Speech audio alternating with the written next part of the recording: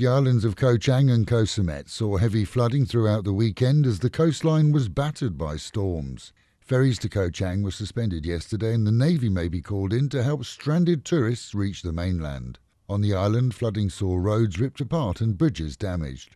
On Samet, tourists feared that they too would not be able to return, but yesterday saw ferries running. Much of the eastern seaboard region saw rain over the weekend, but the islands took the brunt of the storms. Stories on the internet that foreigners don't need to complete TM30 forms when moving around the country are false.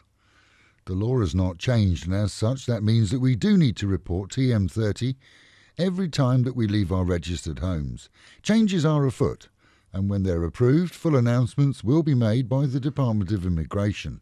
Until then, don't rely on internet reporting. Instead, check at your own local immigration centre.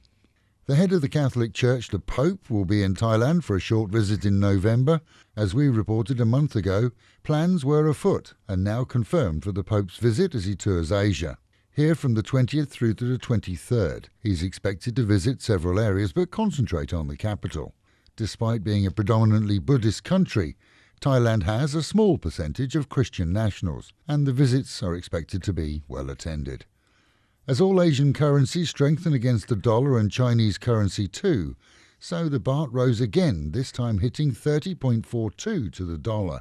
Thailand's economy ranks as one of the most secure globally, and fears that the euro will plummet were highlighted at the weekend as the largest economy, Germany, faces a potential recession too. Imports aside, which are very important, the concern is for tourism. But for most who come here on an annual break, the difference is hardly noticeable in day-to-day living.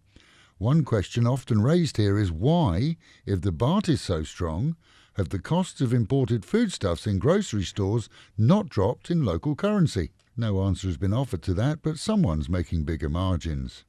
On Phuket at Patong, lifeguards will be on duty 365 days a year. That's been confirmed by the mayor after the current contract with the lifeguard service was due to expire.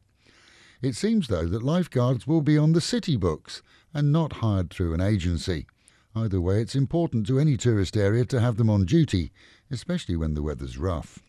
And finally, Pattaya police were more than accommodating to a 33-year-old man from Oman who rang the bell in a local beer bar, seeing customers and staff drinking for free. When presented with the bill, he refused to pay. 53,000 baht was the total. Police were called and he claimed that he didn't understand that ringing the bell came with a cost. He wanted to pay under 10,000 baht. In the end, it was agreed that 15 would see him freed. No word on the bar owner's patience, which must have been stretched. And with the Met Office promising highs in Pattaya of 30 dropping down to 25, rainstorms in the morning and evening, and on Phuket, storms and rain throughout the day, highs of 30 dropping down to 26. That is the local and national news from Fabulous FM, keeping you in touch with Thailand and, of course, your city of fun.